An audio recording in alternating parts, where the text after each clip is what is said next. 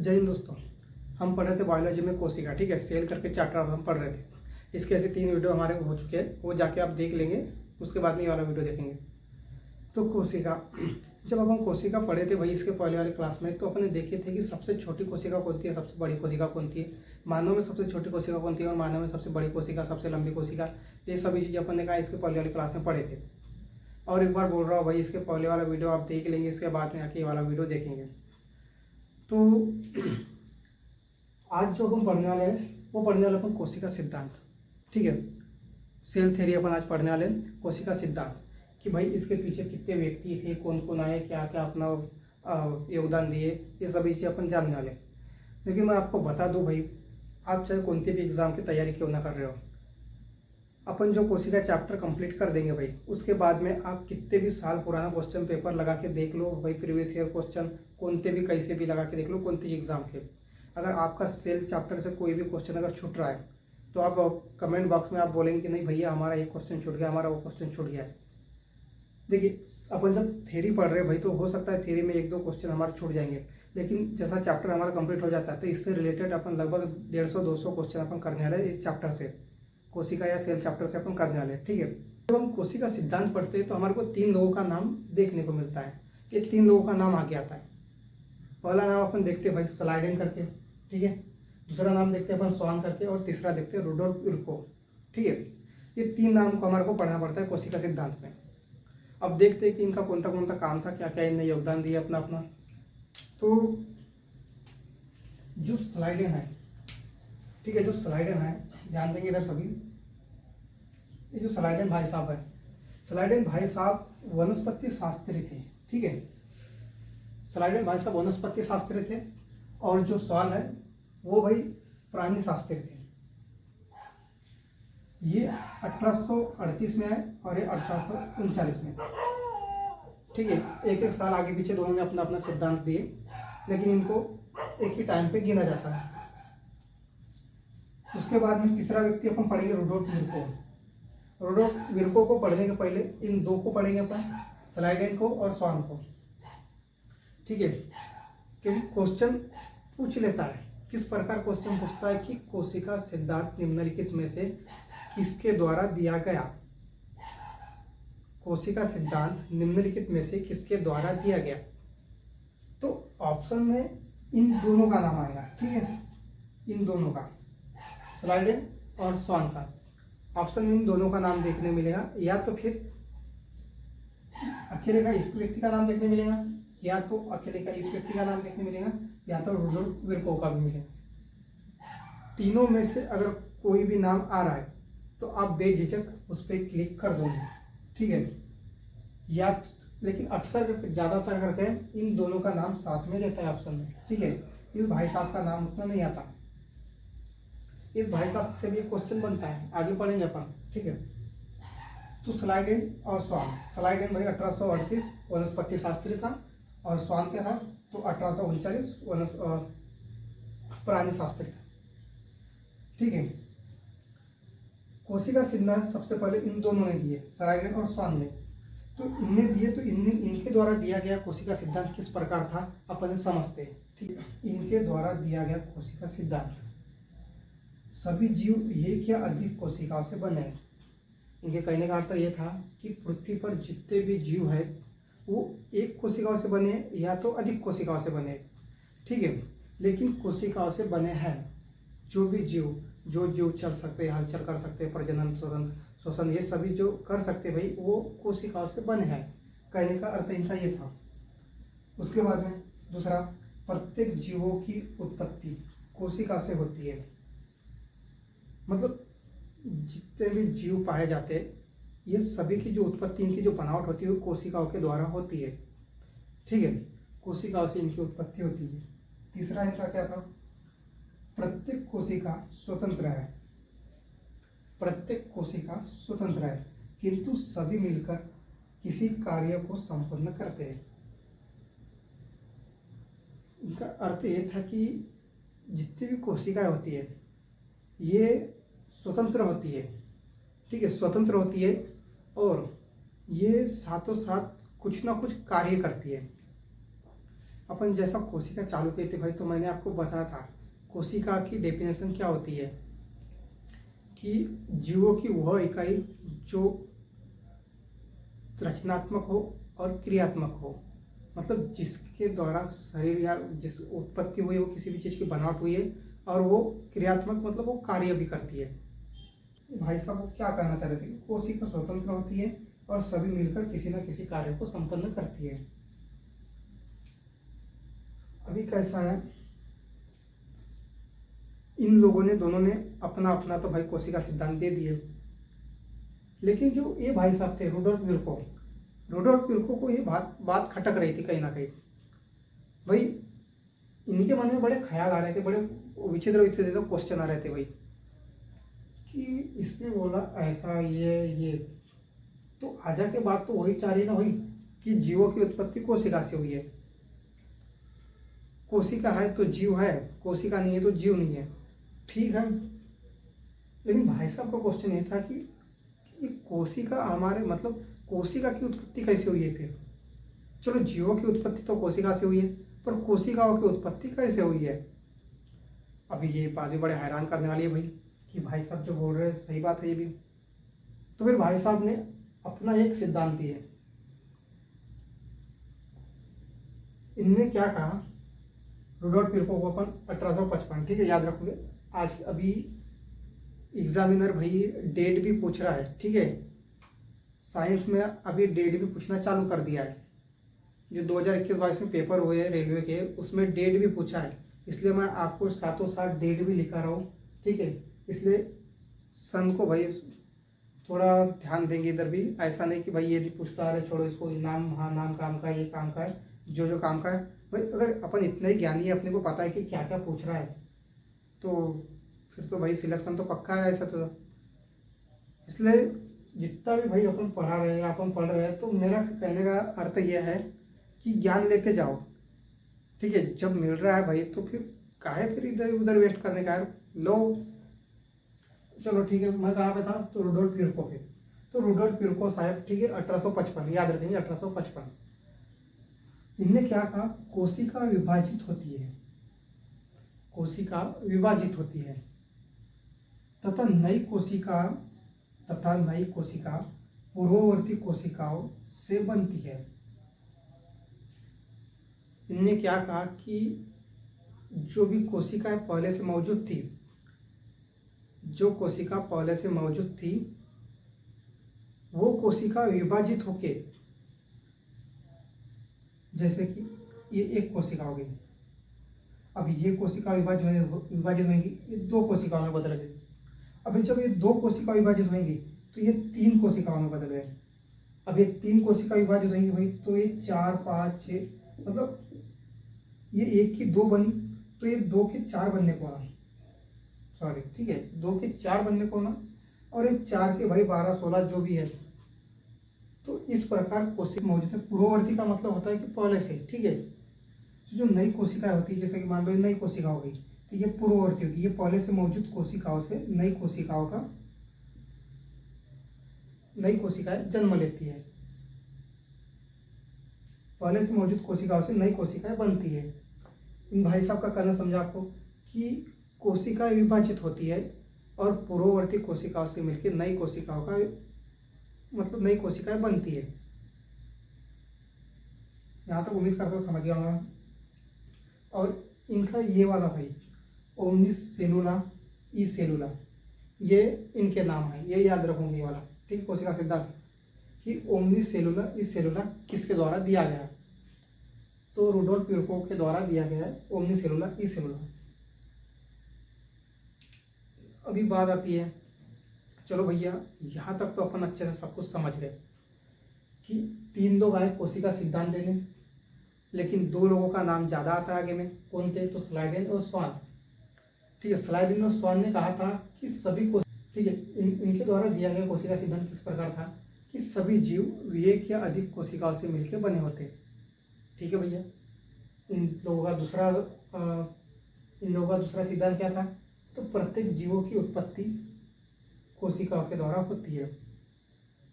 तीसरा क्या था इनका, प्रत्येक कोशिका स्वतंत्र होती है। किंतु किसी न किसी कार्य को संपन्न करती है।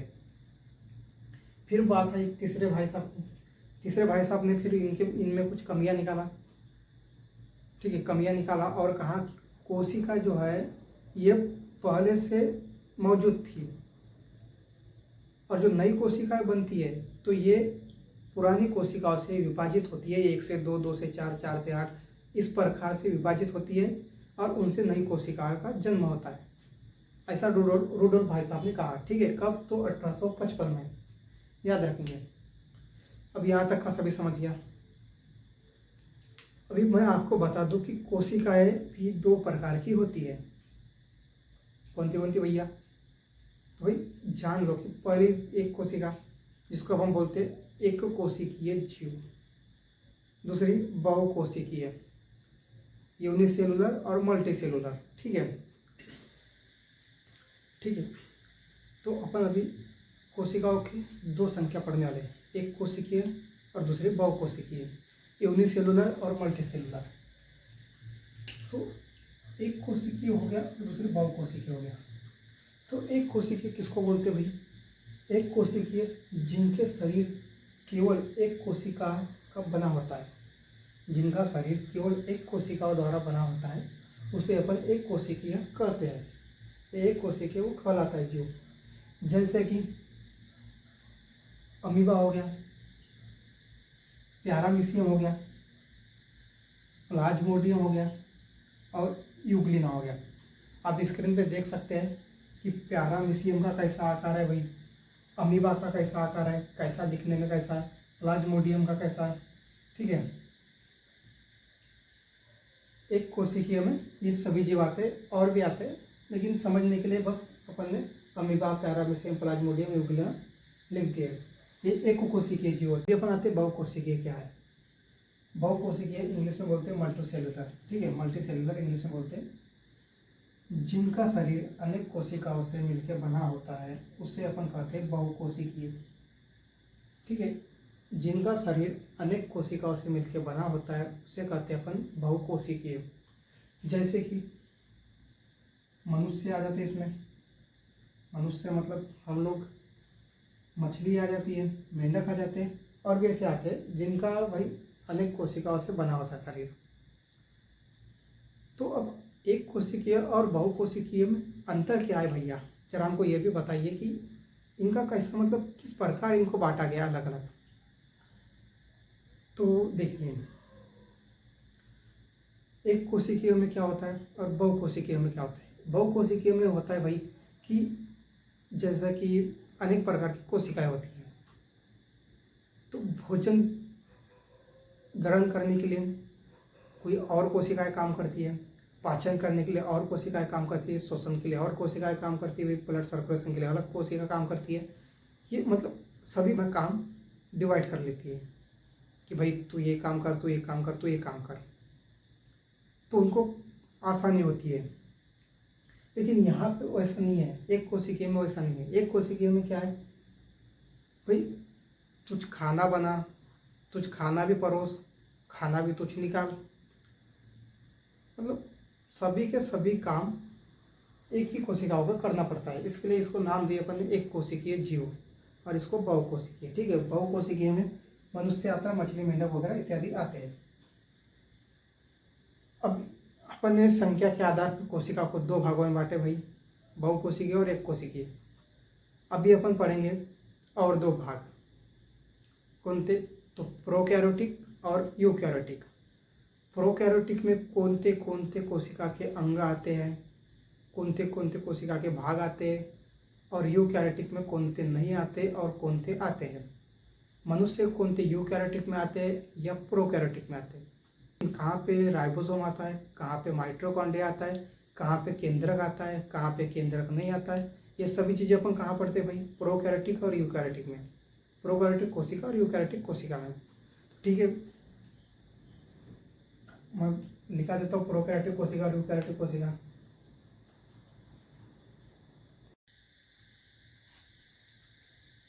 ठीक है, प्रोकैरियोटिक और यूकैरियोटिक। इसमें अपन ये जानने वाले हैं कि कोशिका जो अंग होता है, ठीक है। कोशिका भाई, कोशिका तो अपन देखे कि कोशिका,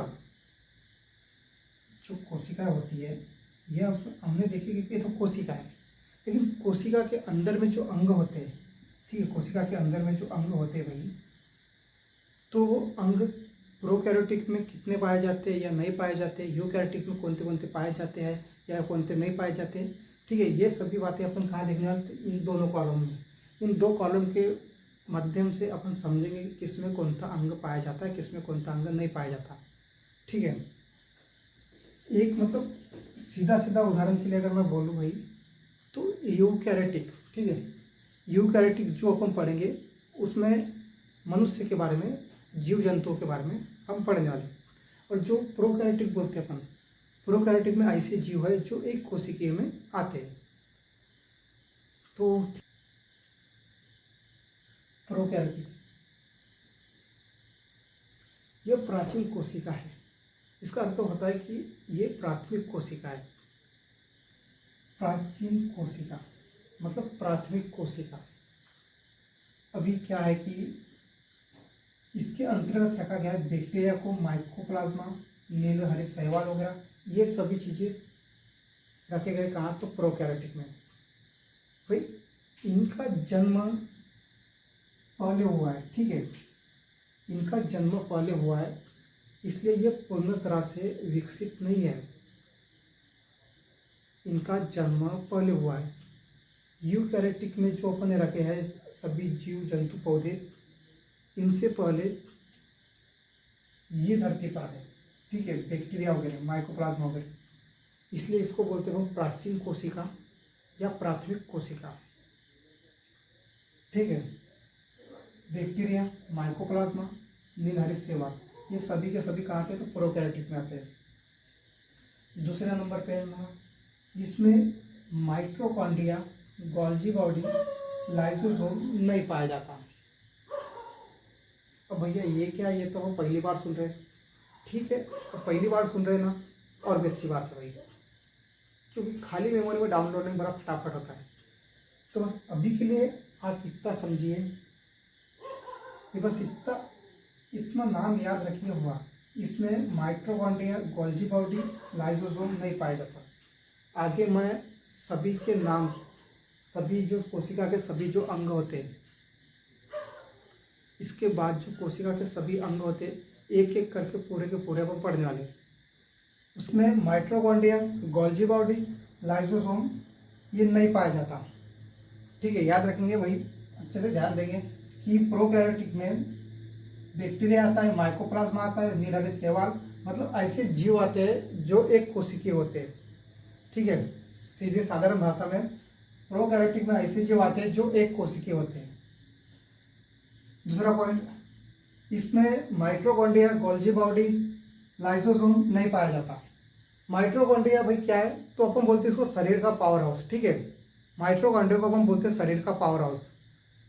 और रही बात गोल्जी बॉडी की और लाइसोसोम की, ये सभी चीज़ें अपन जब कोशिका अंग पढ़ेंगे, इसके बाद में वही चालू करने वाले, तो उसमें अपन एक एक अंग को भाई कोशिका अंग चालू करेंगे, तो एक एक कोशिका अंग को अपन इत्मीनान से पढ़ने वाले, ठीक है, बेसिक से उसके बारे में समझेंगे भाई कि कौन था। इसके सबसे पहले उसकी खोज की बात करेंगे, उसके बाद में उसका कार्य क्या होता है भाई, कहाँ कहाँ वो कार्य करता है, ये सभी चीज़ें अपन कोशिका अंग के बारे में चालू करेंगे तो पढ़ेंगे। बस अभी के लिए इतना समझिए कि प्रोकैरियोटिक में माइटोकॉन्ड्रिया नहीं पाया जाता, गोल्जी बॉडी नहीं पाया जाता और लाइसोसोम नहीं पाया जाता। लाइसोसोम को अपन बोलते हैं आत्महत्या की थैली, ठीक है। जब भी कोई कोशिका, कोई अंग अगर मर जाता है भाई, तो उसको साफ करने में किसका हाथ होता है, तो लाइसोसोम का। जब पढ़ेंगे तो समझाऊंगा उसमें अच्छे से। इसमें राइजोसोम 27 प्रकार का होता है, ठीक है। बात करें डीएनए की, तो डीएनए इसमें सिंगल बॉन्ड वाला होता है, सिंगल डीएनए होता है इसमें, ठीक है, किसमें, तो इसमें प्रोकैरियोटिक में। पांचवा पॉइंट देखेंगे अपन, जिसमें केंद्रक नहीं पाया जाता। कोशिका में केंद्रक होता है जो कि मुखिया का काम करता है कोशिका का, ठीक है, केंद्रक होता है, उसके आजू बाजू पूरा द्रव्य होता है, इसको अपन बोलते हैं भाई, ये कोशिका हो गई हमारी, कोशिका में केंद्रक होता है। केंद्र के बाद में ये जीव द्रव्य होता है, पूरा जीव द्रव्य इस प्रकार का, और यहाँ पे होते हैं फिर कोशिका अंग, ये माइटोकॉन्ड्रिया हो गया, राइजोसोम हो गया, लाइसोसोम हो गया, ये गोल्जी बॉडी हो गया, ये सभी प्रकार के इस प्रकार रहते हैं, ठीक है। और ये जो केंद्रक होता है, एक केंद्रक मुखिया होता है भाई। जब अपन चालू करेंगे सभी अंगों को एक एक बार से पढ़ना, तब समझेंगे इसको।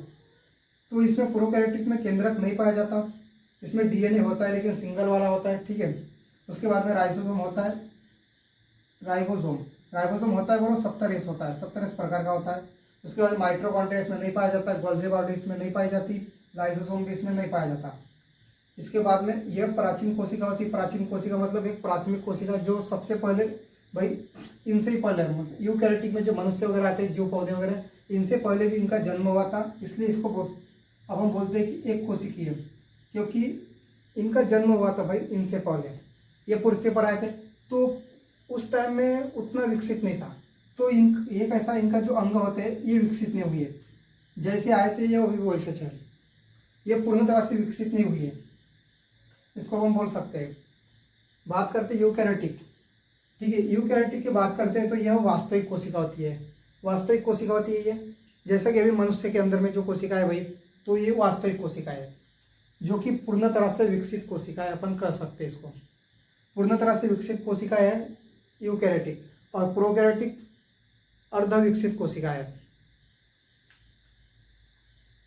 अगर इसकी बात करोगे इसके अंतर्गत क्या क्या चीजें आती है, तो इसके अंतर्गत पौधे आते हैं, जीव आते हैं, ठीक है। पेड़ पौधे मतलब पृथ्वी पर जितने भी पेड़ पौधे पाए जाते हैं ये पूरे के पूरे पेड़ पौधे आते हैं भाई। जीव जंतु आते हैं, जीव जंतु में अपन भी आते हैं, मनुष्य भी जीव जंतु में ही आते हैं। दूसरा पॉइंट देखें तो इसमें माइटोकॉन्ड्रिया, गोल्जी बॉडी, लाइसोसोम उपस्थित होता है, ठीक है, उपस्थित होता है इसमें माइटोकॉन्ड्रिया, गोल्जी बॉडी और लाइसोसोम, तीनों का तीनों पाया जाता है यूकैरियोटिक में, लेकिन प्रोकैरियोटिक में ये उपस्थित नहीं होता। तीसरा पॉइंट, इसमें राइबोसोम 80S प्रकार का पाया जाता है, ठीक है। इसमें डीएनए होता है, डीएनए इसमें डबल हेलिक्स बॉन्ड का होता है, इस प्रकार का मतलब सीढ़ीनुमा है, इस प्रकार का ऐसा ऐसा होता है डीएनए, ठीक है। उसके बाद में पांचवा, इसमें केंद्रक भी पाया जाता है,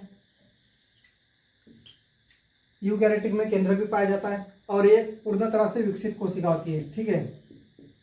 पूर्ण तरह से विकसित कोशिका होती है कौन सी है, यूकैरियोटिक। और जो प्रोकैरियोटिक कोशिका है वो पूर्ण तरह से विकसित कोशिका नहीं होती, इसलिए इसमें बैक्टीरिया भाई जिसमें एक कोशिकीय होता है, माइकोप्लाज्मा भी एक कोशिकीय होता है, नीलर शैवाल, इस सभी चीज़ों में एक कोशिकीय जीव होते हैं, इसलिए ये अर्ध कोशिका है, और ये यूकैरियोटिक जो है पूर्ण कोशिका है। यहाँ तक समझ गए होंगे। अभी आगे पढ़ने वाले अपन भाई कोशिका में, प्लांट में और एनिमल में, ठीक है। इसमें अलग अलग जो कोशिकाएं बटी होती है, किसमें कौन सा पार्ट होता है, किसमें कौन सा पार्ट नहीं होता, ये सभी चीज़ें अपन आगे पढ़ने वाले हैं। अभी यहाँ से इसको खत्म करता हूँ मेरे ख्याल से।